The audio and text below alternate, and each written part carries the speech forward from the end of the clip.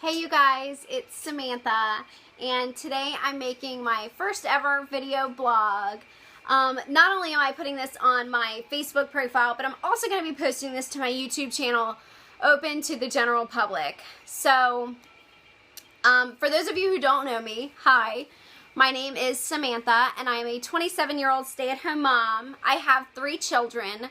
My daughter Ashlyn is 8 years old, and I have infant boy-girl twins, Blake and Brinley, and they are about 5 months.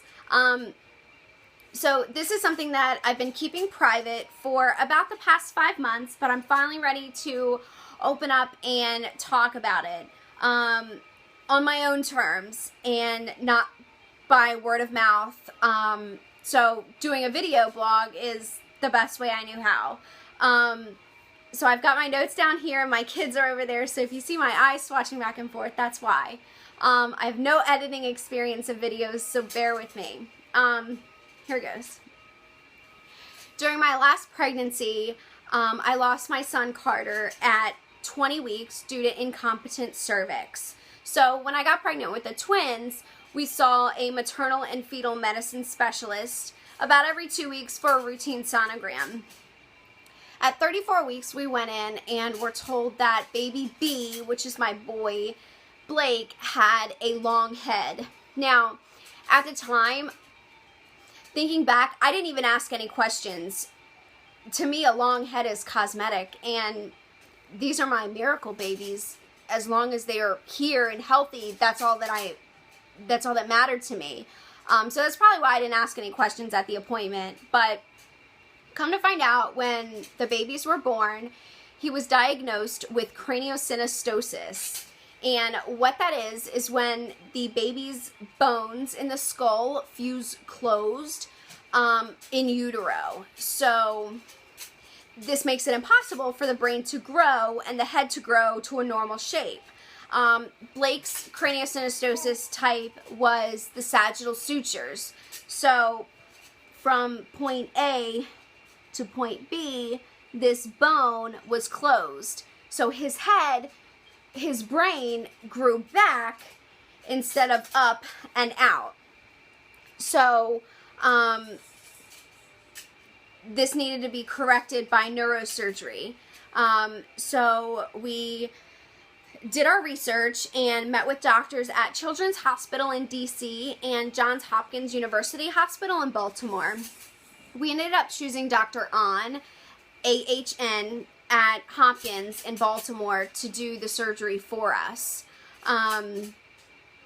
Now, there's 2 different surgery options, and the doctors left it up to us to choose. There's a less invasive option, and there's a more invasive option. With the lesser, it's about 4 hours long, and they basically just go in endoscopically, making 2 incisions and removing this bone. And the head is reshaped thereafter using orthosis therapy or a helmet. And the more invasive option is about an 8-hour-long procedure, which includes a team of plastic surgeons, and they reshape the head during the procedure. So there's no other therapy to be done after the procedure. Now, in the beginning, we actually chose the more invasive option, and as a parent, it just breaks my heart to think that we would choose an option that would cause our son more pain. But at the time, it seemed logical because I was going to be a stay-at-home mom caring for not only Blake but his twin sister. So for the surgery to be done and over with, that seemed like the best option for us. But we ended up speaking with the orthosis specialist, which, if you're going through this, I highly recommend talking to the orthosis specialist before surgery, before you make your decision. This was a game changer for us. She actually gave me the confidence that I'd be able to care for Blake in the orthosis helmet, and be able to take care of his twin sister, which I was really just scared. So we ended up choosing the less invasive surgery, and we went in on May 5th, 2014, and we stayed about 3 days and 2 nights in the hospital. Surgery went well, with the exception, Blake lost about half of his blood supply during surgery, so he ended up needing a blood transfusion during the procedure. And while we were in recovery, his counts still weren't up, so he ended up having to get another transfusion during our stay. Blake's doing really good now, and he's in the orthosis. It's been about 3 weeks. There's been ups and downs and mostly sleepless nights, but each day gets better and better. It's trial and error, and we go to Star Cranial for his orthosis, which is just a helmet, so that's the term that I'm using. We see her about once a week right now, which will turn into bi-weekly, monthly, and then quarterly. He'll get a new helmet every 3 months, and I hope to post every month about our progress with this for those of you who are going through this. If not, I will post quarterly every time he does get a new helmet.